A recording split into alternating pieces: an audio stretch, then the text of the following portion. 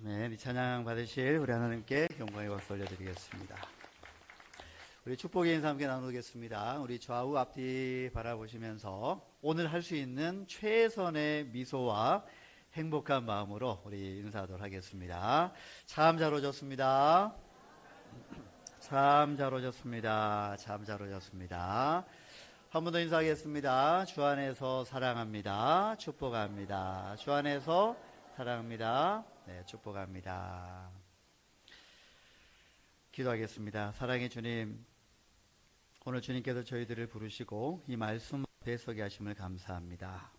이 말씀이 오늘 저희들 귀에 들어왔다, 우리 마음판에 새겨지게 하시고, 마음판에 새겨짐으로 우리 말씀대로 살게 하시고 순종하게 하시고, 일생 동안 이 말씀 중심으로 좌로나 우로나 치우치지 않고 흔들림 없이 주님께서 원하시는 믿음의 삶을 살게 하심으로 열매 맺게 하여 주시옵소서. 예수님의 이름으로 기도드립니다. 아멘.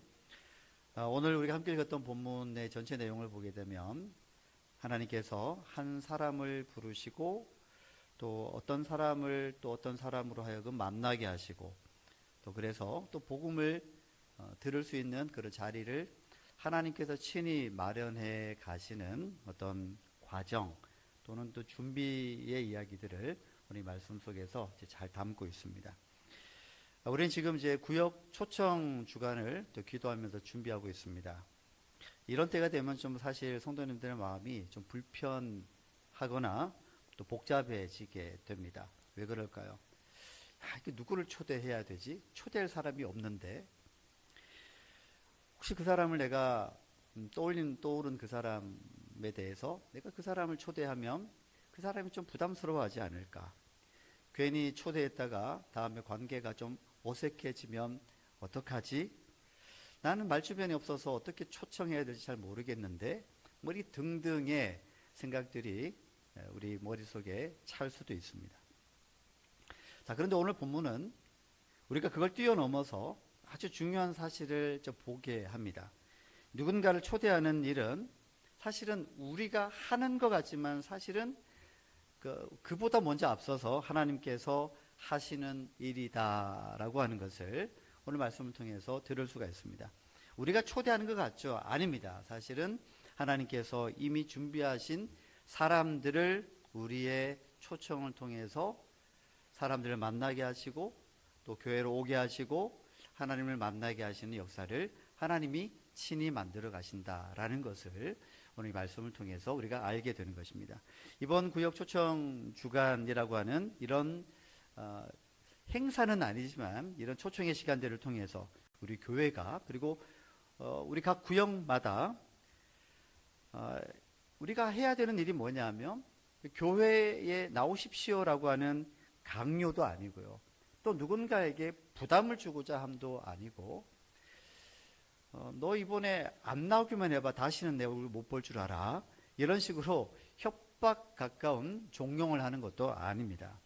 그런 일들을 우리가 하려고 하는 게 아니고, 또는 한 번만 좀 여기 한번 나와봐 라고 하는 어떤 그 압박도 결코 아닙니다. 바로 우리가 믿음으로 지금 살아가고 있는 모습을 환대라고 하는 옷을 입고서 우리의 모습, 우리의 믿음의 생활, 우리가 함께 모이는 그 모습을 있는 그대로 보여주고자 함입니다. 그래서 사실 이거는요, 우리가 자신이 없으면 못합니다. 그리고 우리가 그만큼 할 만큼 충분히, 물론 완벽하다는 말은 아니지만 충분히 우리가 우리 스스로에 대해서 우리가 이렇게 살아가는 건 참 멋있어 라고 하는 자존심이 없으면 또는 자신감이 없으면 할 수 없는 일입니다. 그리고 누가 억지로 하라고 해서 할 수 있는 것도 결코 아닙니다. 각 구역이 지금도 진행하고 있는, 오늘도 하게 되겠죠, 코이노니아, 이런 코이노니아 교제 모임이나 또는 주중에 가정에서 모이는 구역 예배에 우리가 사랑하는 사람, 가까운 사람, 우리가 아끼는 사람 한번 초대해 보자는 얘기입니다. 가능하다면 주일 예배까지 나오면 너무 좋겠지만 우선은 1차적으로는 그보다 작은 우리들의 작은 모임, 그 구역 모임에 함께 그분들이 와보도록 초대하는 것이죠. 자, 왜 이렇게 하냐면 요즘 사람들은 교회에 한번 와보십시오, 와보세요, 가자라고 하는 말은 옛날 같지 않게요, 생각보다 정말 부담스러워합니다.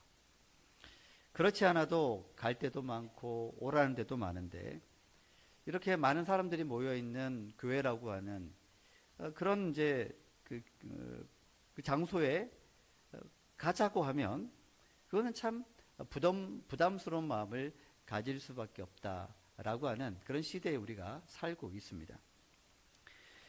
옛날에 어떤 흔히도 우리가 들었던 얘기들입니다.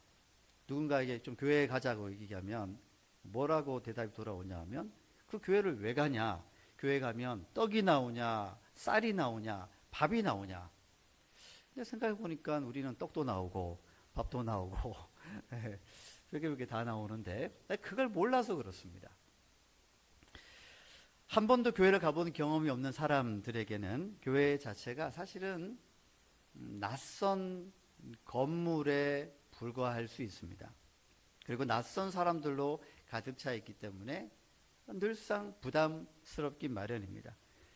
사실 우리가 지금 여러분 앉아있는 그 자리에 여러분들이 지금 무슨 폭탄을 하나씩 들고 오면 와봐 내가 던져버릴 거야, 이렇게 공격적인 마음을 가지고 있지도 않음에도 불구하고 사람들은 교회에 와서 우리를 만나는 것에 굉장한 거리낌이 있습니다. 어쩌면 당연할 수 있습니다. 교회라고 하는 어떤 독특한 문화 구조 속에서 그런 분위기 안으로 그냥 선뜻 들어온다라고 하는 게 사실 쉬운 일이 아니겠죠. 그러나 이것이 교회라고 하는 큰 어떤 장소가 아니라 그들이 잘 알고 있는 사람이 가지고 있는 참여하는 어떤 작은 모임이라면 좀 이제 성격이 달라지겠죠. 거기에 가보니 아이들도 같이 사이사이 앉아 있고 여러 명이 이제 둘러 앉아서 따뜻한 이야기들을 주고받는 자리. 그런 자리라면 이곳에 와서 자리를 함께 하는 것보다는 훨씬 더 그 부담감이 줄어들 수가 있습니다. 우리가 그런 자리로 초대하려고 하는 것은 1차적으로 복음을 전하는 데에 있지 않습니다. 1차적으로. 그것은 좀 더 시간이 지나야 그들에게 복음이 들어가는 일이고, 첫 번째는 초대가 중요합니다. 우리가 보여주고 싶은 게 있습니다. 뭘 보여주고 싶으냐 하면 사람들이 보기에 우리의 어떤 구역 모임들이 또 코이노니아 이런 것들이 굉장히 낯설지만 조금은 충격적일 수 있습니다. 왜 그럴까 생각해 봤더니 아니 사람들이 모여서 같이 이야기를 나누고 있는데 아니 대낮에 또는 저녁에 술이 있는 자리도 아닌데 사람들이 함께 만나서 막 맨정신으로 막 진지한 대화도 하고 서로 대화를 하는 가운데 웃기도 하고 같이 슬픔을 나누기도 하고 서로 격려하고 서로 도닥여주고 이런 것들이 세상에 술자리가 아닌데도 막 하고 있는 거예요. 얼마나 신기한지 아십니까? 여러분은 안 해봐서 잘 모를 겁니다. 우리는 이런 문화에 익숙해 있기 때문에 이게 너무나 당연한데 세상 사람들의 눈에 보기에는 우리의 이런 모임들을 가지고 작은 모임을 가지고 교제하고 이야기를 나누고 이해하는 것들이 그들에겐 생경하긴 하지만 그러나 야 이럴 수도 있구나라고 하는 신선한 충격의 자리가 될 수 있다고 하는 얘기입니다. 지금 이제 송은이 씨, 여러분 송은이 씨 아시죠? 연예인. 네, 아신다고 좀 크게 얘기해 주시면 제가 보여드릴 게 하나 있거든요. 짧지만 송은이 씨가 교회를 나가게 된 그 이유에 대한 짧은 쇼츠 영상을 한번 좀 보여드리려고 합니다. 송은이 씨 말이 이렇게 1부 때도 틀어보니까 제가 하는 말에 한 3배, 4배는 빠른 것 같더라고요. 빠르게 돌렸는가 싶었더니 그게 아니고 원래 말이 그래 빠릅니다. 그래서 제가 참고로 놓칠 수 있으니까 미리 설명을 드리자면 그 최강희 씨랑 친하게 지내는데 최강 씨가 먼저 교회를 다니고 있었거든요. 그 초대를 받아서 어떤 작은 교회에 갔는데 그때 예배가 없었습니다. 예배가 아니고 어떤 구역 모임 같은 소그룹으로 모여서 같이 말씀 나누고 자신들의 삶의 이야기들을 나누던 자리였는데 그 모임을 계기로 해서 그 송은희 씨가 교회를 다니게 되었다라고 하는 이야기를 담고 있습니다. 자막도 같이 나오니까 집중하셔서 들으시면 그 빠른 말이라도 여러분들 이해하실 수 있을 거라 생각이 듭니다. 보여주실까요? 다닌 걸 철저하게 반대하는 불교 집안이었어요. 저희는 세례 증서를 엄마가 몰래 봐가지고 엄마가 다 찢어버리겠다.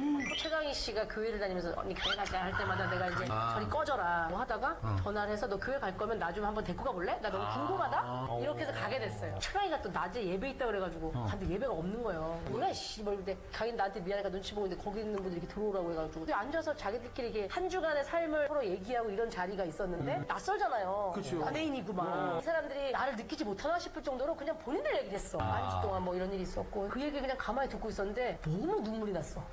그냥 너무 창피할 정도로 내가 뭐 연예인이고 뭐 누굴 신경 쓰고 그런 게 없이 그냥 너무 눈물이 났어. 그냥 너무 눈물이. 자기 속에 있는 얘기를 막 꺼낸 거구나. 근데 그 교회가 시장통에 2층에 있는 상가의 조그만 교회예요. 되게 삶이 빡빡하잖아. 그런 힘들지, 얘기를 거기 나누고 다니시는 있었고 힘든- 그 다음부터 그냥 교회를 다녔어. 그렇게 해서 자연스럽게 성경이 믿어졌고 열심히 다니고 있는 거죠. 엄마는 다닌 다음부터 새벽 기도를 한 번도 빠진 적이 없으니까 교회 다닌 걸 철저하게 반대하는 불교 집안이에요. 네. 뭐가 휙 지나간 것 같은데 이해는 되셨죠? 대단하신 분들입니다. 네.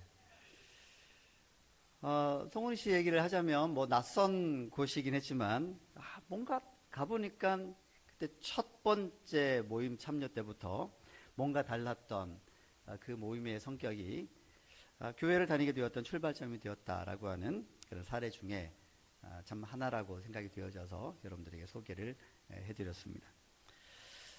오늘 본문에 등장하는 고넬료가 있습니다. 가이사라에서 베드로를 기다리고 있는 중이었죠. 그런데 혼자 기다리고 있지는 않았습니다. 24절을 볼까요? 같이 한번 24절 읽어보도록 하겠습니다. 이튿날 일어나 그들과 함께 갈새 욥바에서 온 어떤 형제들과 함께 가니라. 그 다음입니다. 이튿날 가이사라에 들어가니 고넬료가 그의 친척과 가까운 친구들을 모아 기다리더니. 아멘. 이 장면이 참 놀랍지 않습니까? 한 사람이 은혜를 사모하니까 그 사모함이 자기에게서 머물지 않고 가장 가까운 사람들을 그 자리에 불러 모으고 있는 아주 중요한 단서를 담고 있습니다. 사실은 이게 초청입니다. 초청은 행사가 아닙니다.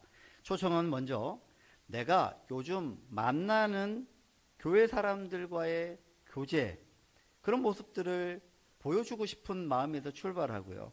내가 사랑하는 사람도 이런 자리를 한번 경험했으면 좋겠다 라고 하는 간절함이 담겨있는 마음에서 출발하는 게 초대입니다. 고넬료가 그랬습니다. 아직 복음을 다 이해한 사람이 아니었죠. 단지 성경에서는 그를 뭐라고 표현하고 있냐면 의인이고 하나님을 경외하는 사람이었고 유대의 많은 사람들이 칭찬하는 사람이었는데 그는 사실은 유대인이 아니었거든요. 그는 이방인이었습니다. 이방인으로서 이 정도의 이 유대 사회에서 인정받은 사람이라면 얼마나 그 사회에서 덕망 있게 살아갔었는가를 잘 보여주고 있는 단초가 됩니다. 하나님께서 고넬료에게 환상 중에 말씀하셔서 베드로를 청하라고 하셨습니다. 그는 어떤 토도 달지 않고 그렇게 했습니다. 그는 감각적으로 알았던 것 같습니다. 무언가가 일어날 것 같다. 무언가가 일어날 것 같다라고 하는 감각이 생겼습니다. 하나님께서 지금 무언가 하시고자 한다면 그러면 나만 혼자 있으면 안 되겠다. 누군가를 같이 있게 하면 좋겠다. 그것이 그의 가족이었고 그 가까운 친구들이 그 대상이었고 그 자리에 함께 오게 했던 겁니다. 구역초청 주간에 우리에게 정말 필요한 것은 뭐냐 하면 이런 마음입니다. 주님, 나만 누리지 않게 해주십시오. 내가 만난 하나님, 내가 알고 있는 하나님, 내가 받은 은혜, 내가 받은 그 신비함, 인생에 대한 새로운 마음, 이런 것들을 내가 사랑하는 이도 가졌으면 좋겠다. 그런 기회가 이 초청을 통해서 이루어지는 출발점이 되면 좋겠다. 이 마음을 가지고 하는 것입니다.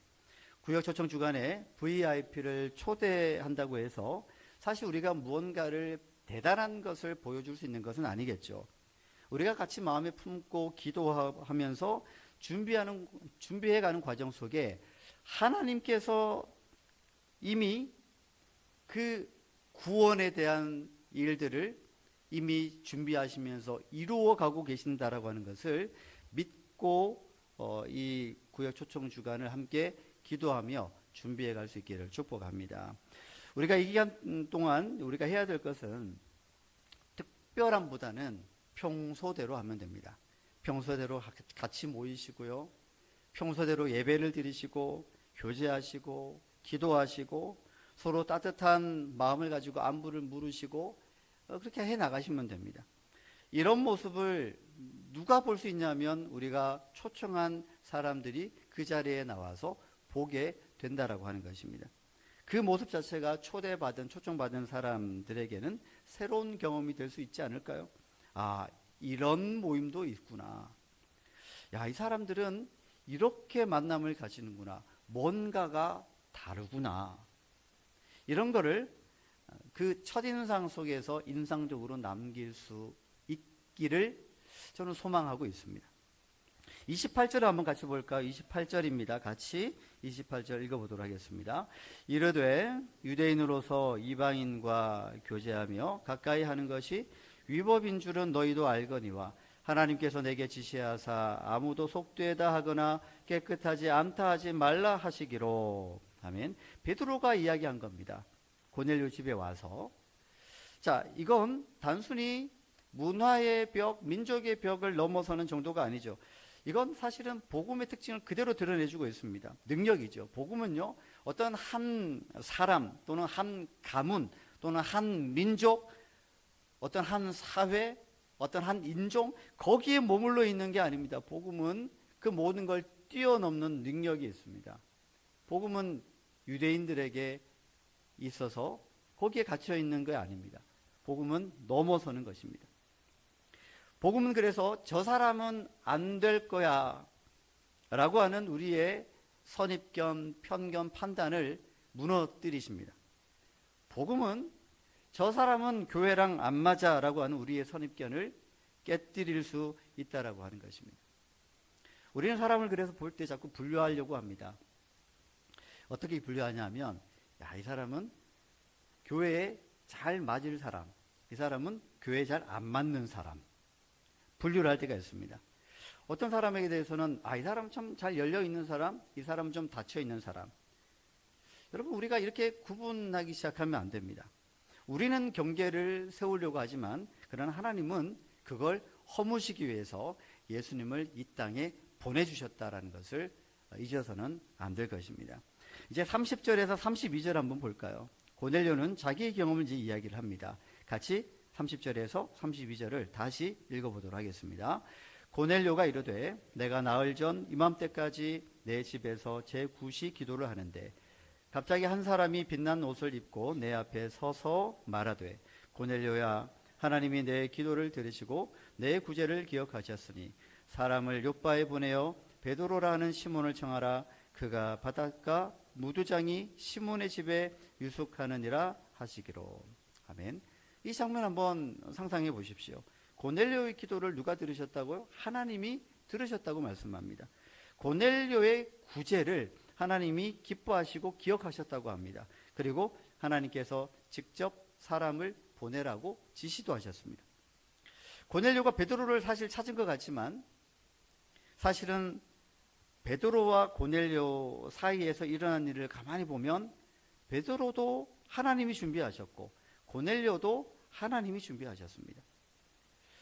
베드로에게는 환상을 보여주셨고 고넬료에게는 천사를 보내주셔서 두 사람이 만남에 있어서 사실은 민족의 벽, 또 인종의 벽, 분명히 사회적인 벽이 있었기 때문에 하나님이 직접 개입하지 않고서는 이 사람들이 만날 리 없다라는 마음에서였을 것 같습니다. 그래서 이 두 사람을 좀 어떤 초월적인 경험들을 통해서 환상을 보게 하시고 천사를 보내게 하셔서 각각 똑같은 지점으로 가게끔 하나님께서 그 일들을 만들어 가셨다라고 하는 것입니다.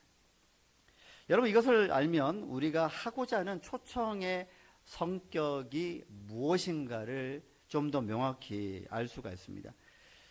여러분, 우리가 누군가를 초청한다라고 하는 것은 누군가를 구원하는 믿음의 사람으로 만드는 어떤 계기와 기회를 준다라고 하는 차원에 있지, 우리가 그 사람을 구원할 수 없습니다. 우리가 그 사람을 변화시킬 수 없다는 얘기예요. 우리의 한계는 분명히 알아야 됩니다. 그럼 우리가 왜 초청을 하는가?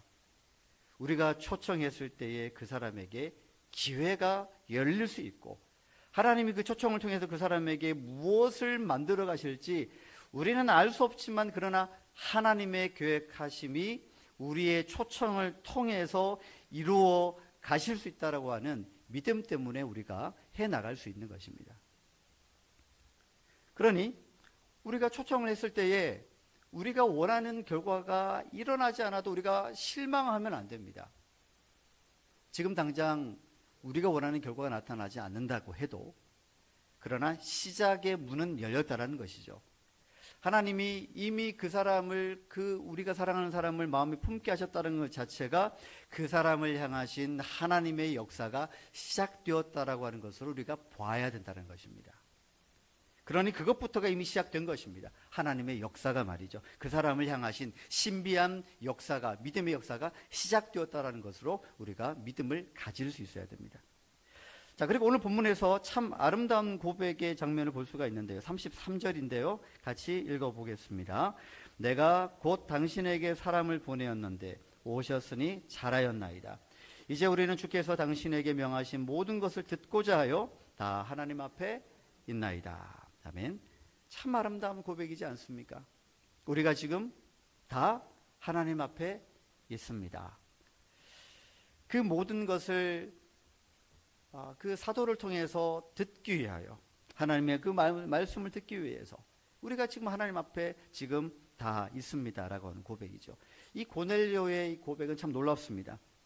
이걸 누가 또 듣고 있었을까요? 그 현장에 고넬료가 함께 하고자 했던 가족과 친구들이, 가까운 사람들이 거기에 있었을 것이고요. 그걸 그들이 보았던 것입니다. 이 한 사람의 순수한 고백이 예수 믿으십시오라고 하는 요청보다 더 강력하게 영향력을 미칠 수 있겠다라고 하는 근거가 여기에 있습니다. 우리가 초대하고자 하는 분들은 처음부터 우리가 원하는 방식처럼 그렇게 처음부터 변화되지는 않을 수 있습니다. 그분은 아직도 교회가 뭐 하는 곳인지, 구역이 뭔지, 믿음이 뭔지, 사랑이 뭔지, 은혜가 뭔지, 예수 그리스도께서는 어떤 분인지 아무것도 모를 수 있습니다. 그러나 괜찮습니다. 그분이 처음에 경험하는 것은 그런 어떤 교리적인 복음의 내용보다는 그 복음으로 살아가고 있는 우리들과의 만남이기 때문에 우리가 이렇게 살아가는 것을 보여줄 수 있는 것에 첫 번째 목적을 두어야 됩니다. 함께 밥을 먹고 차를 마시고 안부를 서로 이렇게 나누고, 서로를 위해서 또 아무 이익 관계가 없는데도 불구하고 서로를 위해서 저렇게 간절하게 함께 기도할 수 있는 관계가 있다라는 것 자체가 얼마나 그들에게 놀라운 그런 경험이겠습니까? 자, 그런데 그런 우리들의 어떤 모임 속에, 그런 교제 속에 또는 예배 속에,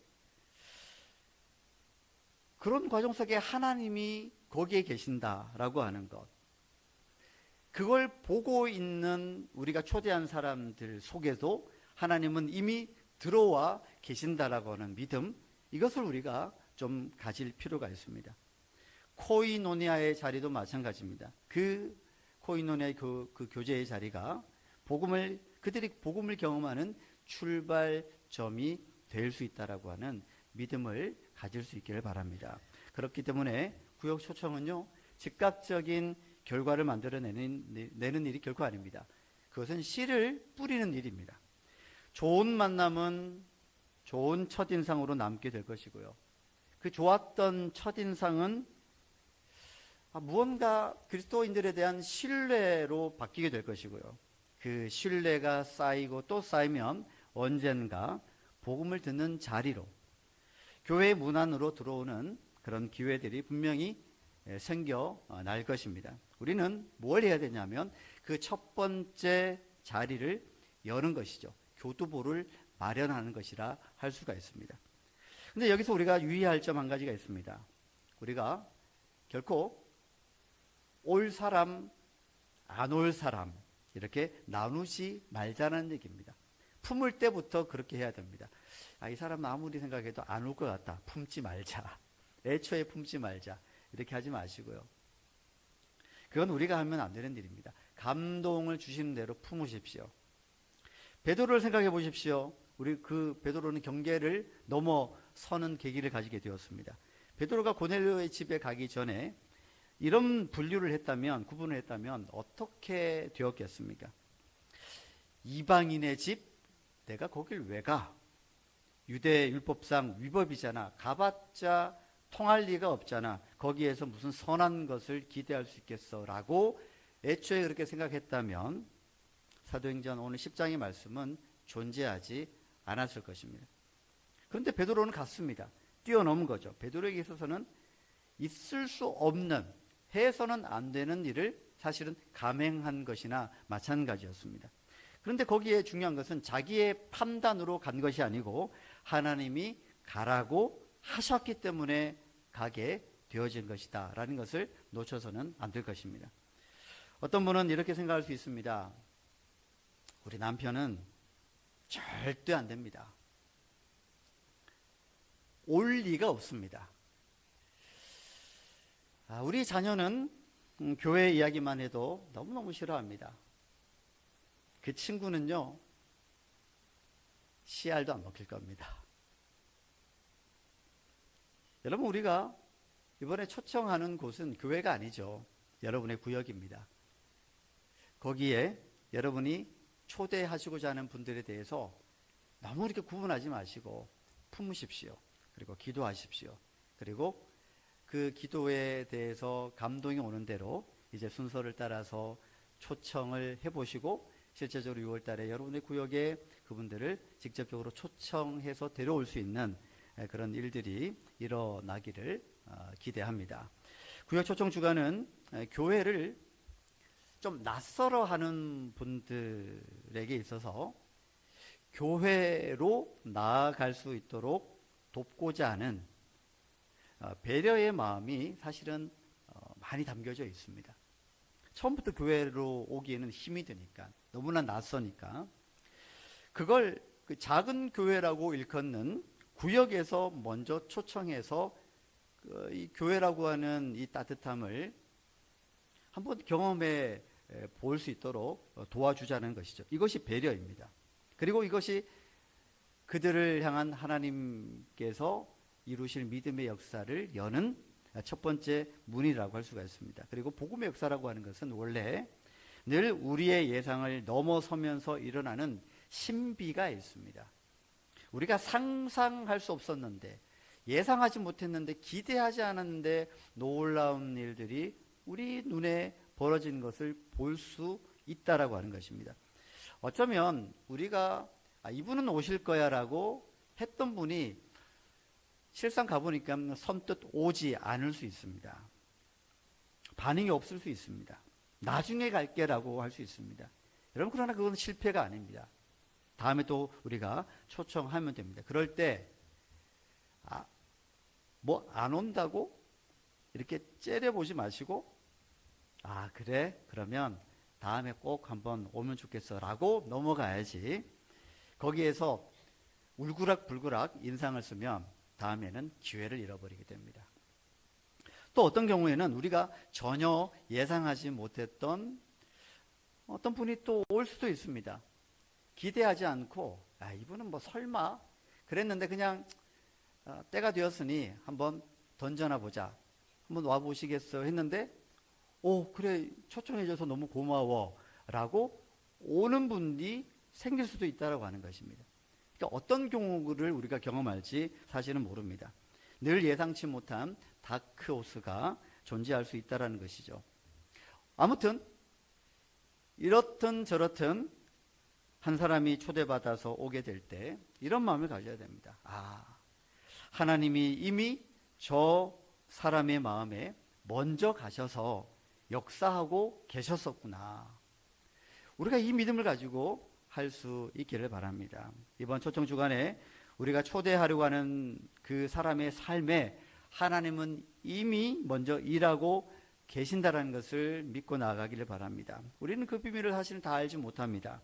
그래서 더더욱 소망을 잃지 않기를 바랍니다. 우리가 이번 구역 초청 주간을 준비하면서 기도하는 가운데 이렇게 좀 구역별로 모일 때마다 또는 같이 모이는 시간들 외에 또 기도해 나갈 때에 이렇게 기도하면 좋겠습니다. 주님, 우리가 누군가를 데려오는 사람이 되기 전에 먼저 나를 부르신 하나님의 은혜를 기억하며 감사하게 해주십시오.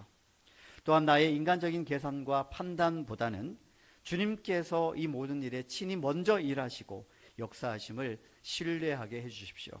그리고 우리가 사랑하는 사람을 은혜 속에 또한 소망 가운데로 초대할 수 있는 그 첫걸음과 밑걸음이 우리가 될 수 있도록 도와주십시오. 이렇게 기도하면서 함께 나아갈 수 있기를 바랍니다. 그래서 여러분들이 예수 그리스도의 초대장이 되어지기를 바랍니다.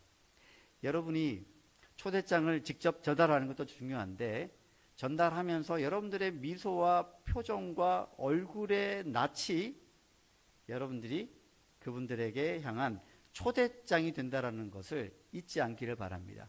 초대할 때 인상을 어떻게 해야 된다고요?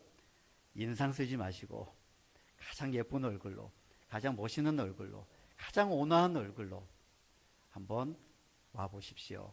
이렇게 초대하실 수 있기를 바랍니다. 여러분의 그 말 한마디가 우리가 초대하고자 하는 그 사랑하는 이들이 주님께로 나오는 데에 아주 핵심적인 초대장의 역할을 하게 될 것입니다. 이번 구역별 초청 주간을 통해서 하나님께서 그 한 사람을 위해서 친히 일하시는 것을 함께 보며 신비해하며 그래서 우리의 믿음도 더 깊어지며 하나님의 마음을 풍성히 품고 또 경험할 수 있는 기회가 되어질 수 있기를 주님 이름으로 축복합니다. 우리 같이 한번 찬양하겠습니다. 오늘 말씀 기억하면서 찬양할 때 우리가 누군가를 초대하기 전에 정말 중요한 것은 우리가 사실 먼저 우리가 주님의 부르심을 받은 사람이라는 것을 알고 또 거기에 대해서 감사해야 할 것입니다. 그 고백을 담아서 우리 찬송가 540장 함께 찬양하도록 하겠습니다.